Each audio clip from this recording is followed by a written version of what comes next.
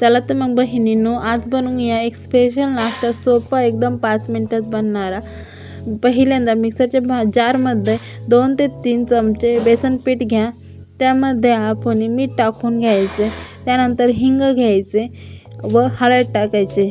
थोडं पाणी टाकून 1 ते 2 मिनिटं मिक्सरला फिरवून घ्यायचे, जेणेकरून बेसनामध्ये गाठी राहणार नाही। त्यानंतर कांदा, टोमॅटो, हिरवी मिरची, कोथिंबीर बारीक चिरून घ्यायची। त्यानंतर एक असा कांदा घ्यायचा, जास्त मध्यभागी कापायचा नाही, साईडला कापायचा व तव्यावर थोडं तेल टाकून तो कांदा तव्यावर फिरवायचा, जेणेकरून आपले जे धिरडे असेल किंवा एक स्पेशल नाश्ता जो सकाळचा झटपट होणार तो चिटकणार नाही।